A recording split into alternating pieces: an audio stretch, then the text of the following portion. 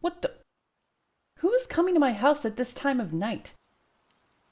If this is another weird delivery from my next door neighbor again, thinking that this is somehow funny to send weird shit to me, I'm going to invent some type of machine that will make all the most minor inconveniences in their life way worse for them.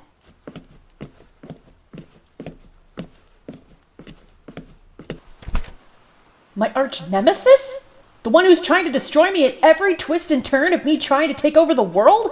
How the hell did they find out where I lived? How did they get past the guards, shark-filled moat, heat-seeking missiles, attack dogs, electric wire fences, and passcode padlock door that is right in front of my yard? You're the strangest looking pizza delivery person I've ever seen.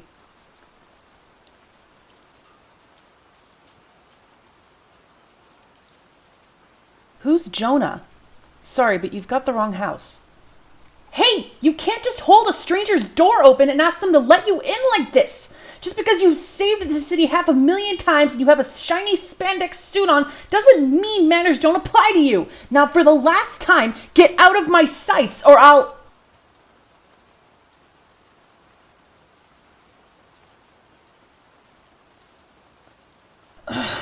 I'm telling you, you've got the wrong person. Now back up before I... Wait, you're bleeding. Why are you bleeding?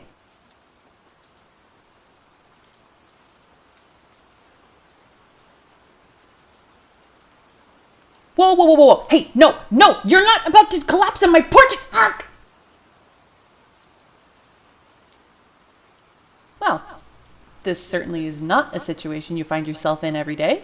Holding the hero of the city in your arms after they've collapsed because they come to your house to ask the villain for help. What happened to them?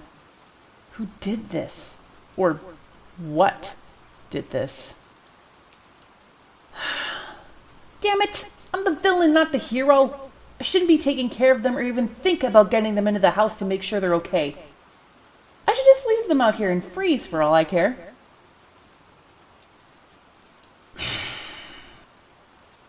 I'm going to regret this later. I have to get them into the guest room so they can at least rest and then tell me what happened to them.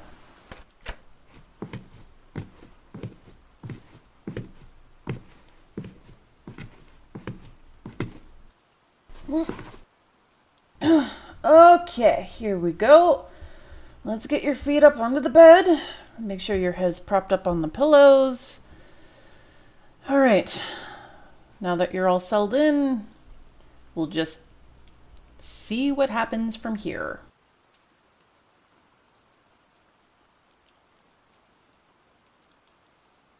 Whoa, that is a really deep gash in their side. Now it really makes me wonder what happened to them. This is so strange.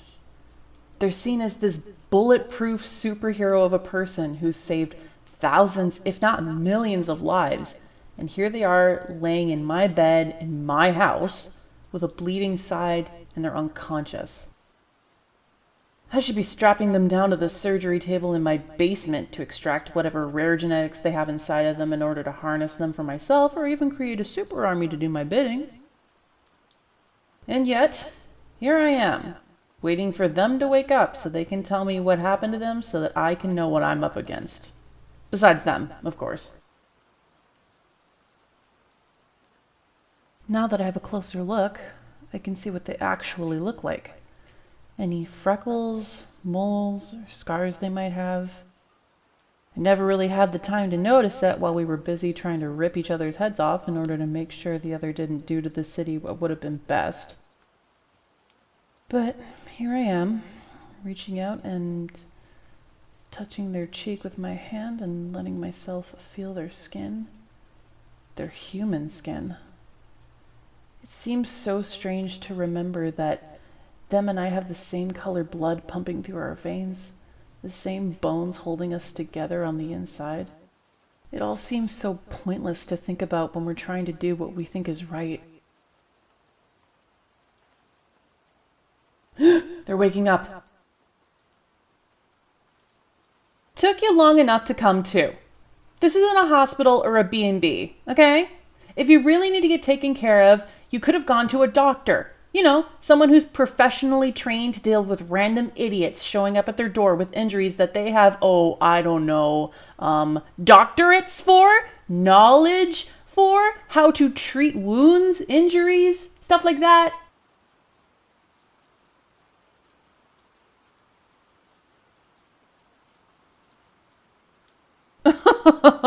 No, do not thank me. I'm about to kick you out now that you're conscious and can take care of yourself. Door's right there. You can let it hit your ass on the way out.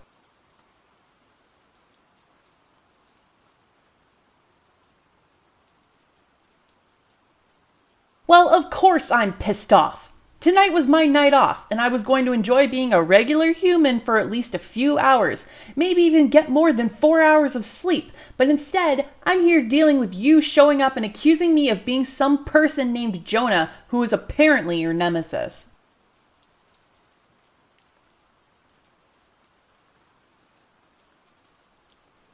How do I know she's your nemesis? Um, I, I heard you say it on the news one time when you were being interviewed about how you stopped your nemesis named Jona from blowing up that government building.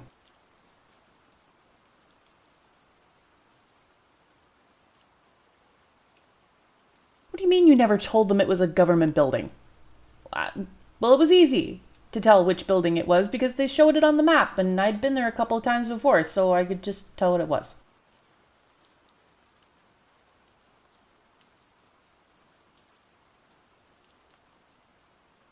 Oof.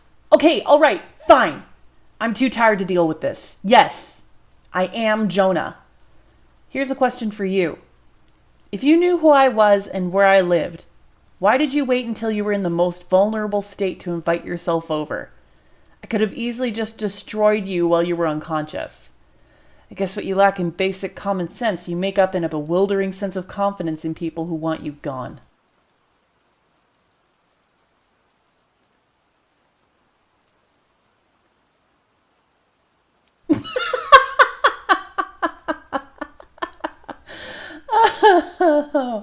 Oh, I can't believe that you honestly think there's some sort of common ground that we have, and that's why you think I spared you. I will admit, though, your cocky attitude is admirable. In an irritating kind of way.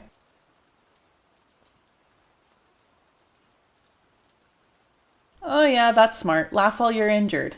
Speaking of which, I should deal with that wound in your side. Just let me grab the first aid kit that's under the bed.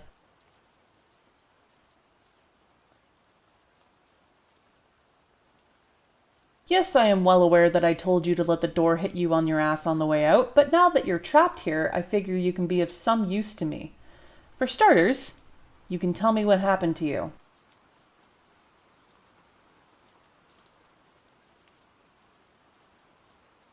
It's in my best interest to know, actually. If I have someone else who also wants to destroy this city and everyone in it, then that means you're outnumbered and I can finally rebuild this city to something far more glorious than it could ever be under your protection, the government's laws, and so on. So, spill.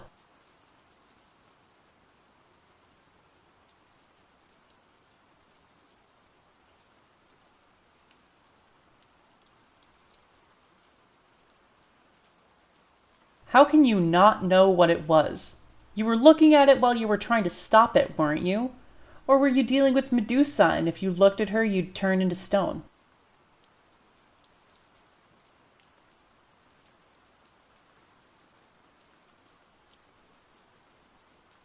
Wait, when you say mutant, are you talking about Ninja Turtles or X-Men or worse? I'm guessing from your expression and your loss of words that we're dealing with worse. Great. Lift up your shirt. I have to spray this antiseptic on that wound.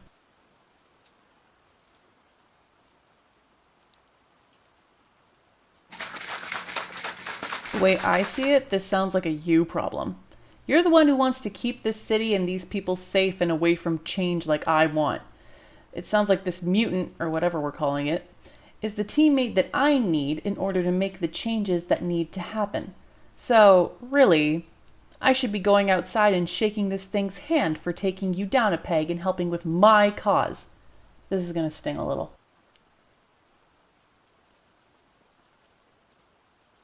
No, I mean, the antiseptic is going to sting a little, not my words. Ugh.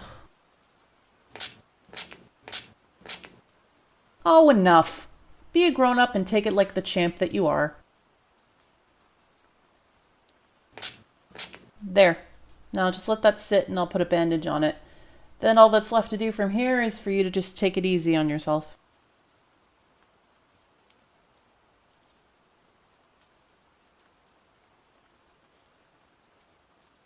Why am I helping you if I hate you so much?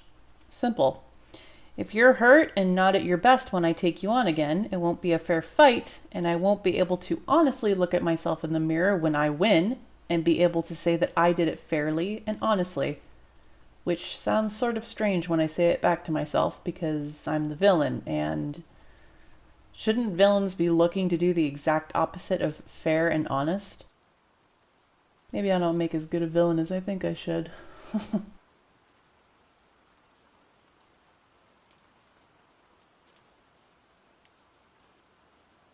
That's the thing, though. I am the villain. The media shouts it, the government funds projects in order to destroy me, and you and I just beat on each other until the other one walks away more bruised and bloody than the other. Most of the time it's me sulking my way home and putting on my own antiseptic and bandages while I listen to TV or radio talk about how beloved you are and what an amazing image you are for this city, and how everything would be better if I just went away.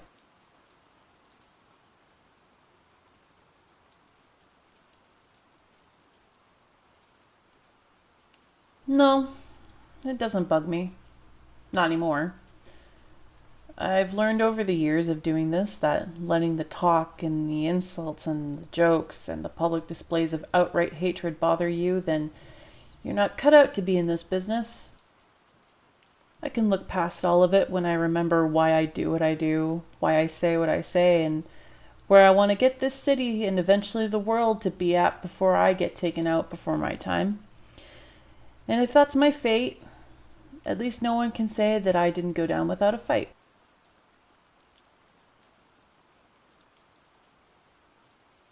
Have you ever noticed that the heroes write the history books? Because if you're ever going to write a section of history, don't mention that I took you in and nursed you back to health, otherwise my whole reputation could be tainted. We don't need people knowing that the villain of the story had the hero in her grips, right where she wanted them, only to put them to bed and administer very basic first aid in order to send the hero back out into the world in good condition so the villain could have a challenge in taking over the world. But then again, how original would that be? How's your side feeling?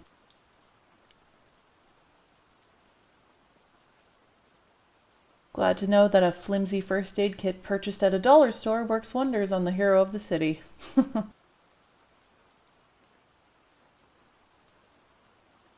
This is weird, isn't it? We're supposed to hate each other, but we're joking around. I'm nursing you back to health, and you're looking at me with really pretty eyes. Why did I just say that? I think it's the less than 4 hours of sleep each night starting to get to me. Well, since I'm basically sleep deprived, which means my brain is doing all sorts of cartwheels, backflips, and flip-flops right now, I might as well just say what I've wanted to say to you for a while. I don't hate you. I never have, and I don't think I ever will.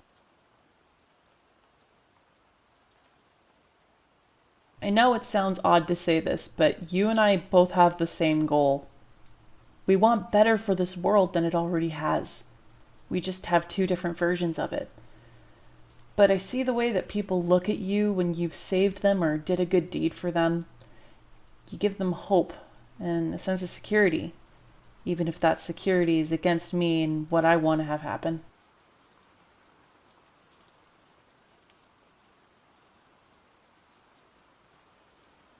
Now you want to know what I want to have happen.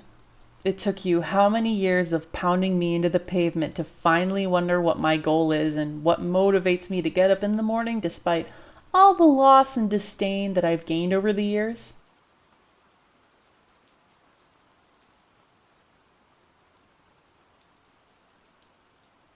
Yeah, you do make a fair point. We've never really sat down and talked with each other. You're right. Well, since you asked, the world's corrupt, and this city is nothing short of that. Homeless people are on the streets and fighting for survival. Animals are being hurt in homes where they're meant to be safe. Children are wasting away in an adoption system and foster system that has made it to exploit the majority of them, and most of them will end up in some sort of trauma that will require years of therapy, and they'll wind up in the prison system where they will get no help and potentially become homeless. And to top it all off, cops are taking advantage of their positions to make the world worse, and old white men in government are going on vacation with our tax dollars and won't lift a finger to try and make anything better if it inconveniences them. So yeah, I'm seen as the bad guy because I don't want to live in a world where we have been beaten down to be complacent, and I want to change it before I'm 6 feet deep in the ground.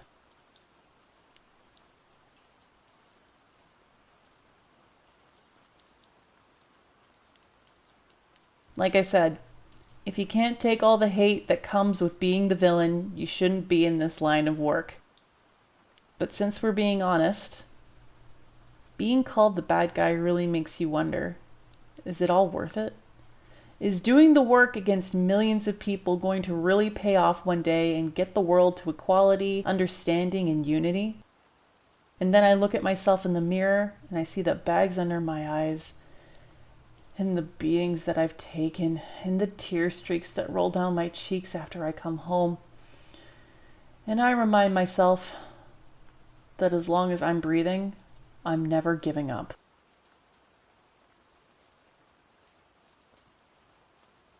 Also, you never told me why you didn't take care of me when you knew where I lived and who I really was.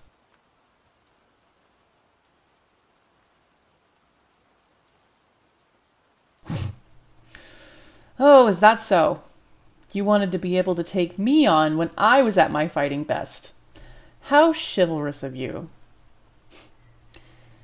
Seems we both want to take each other on when we're most capable of doing so. Well, now I'm curious about something. After you found out all of this about me, my goals, my true intentions, what do you really think of me? At least you know that you can be honest with me and I'll still let you leave this house in one piece.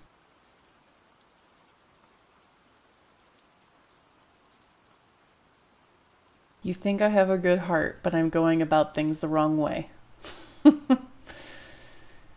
Yeah, I sort of expected that. What do I honestly think of you? You're cocky, confident, see the good in people, lacking in common sense, don't have good manners, and you're my type. I mean, you'd be my type if we weren't enemies. So,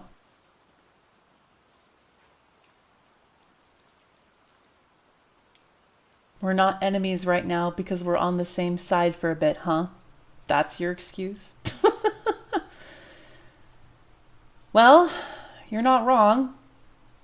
So, should I treat you like you were any normal person I was interested in, despite the spandex suit?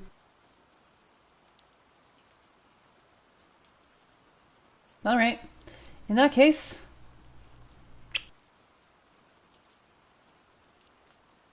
your turn.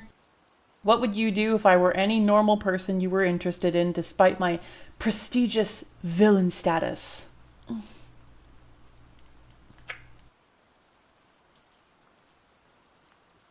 All right then.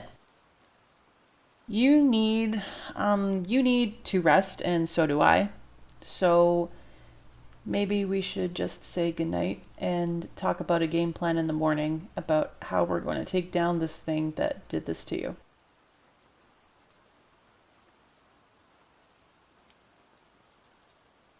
Didn't I tell you before? I want you to be in the best shape you can be so it will be a fair fight when I take you down. That means I can't have any competition for destroying you, which means we have to figure out how we're going to handle this mutant. And then we can go back to being each other's enemies.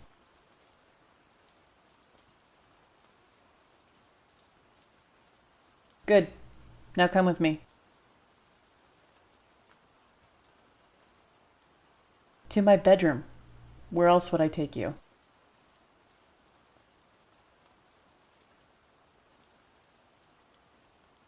Let's just be normal tonight and do what any normal people who are attracted to each other would do.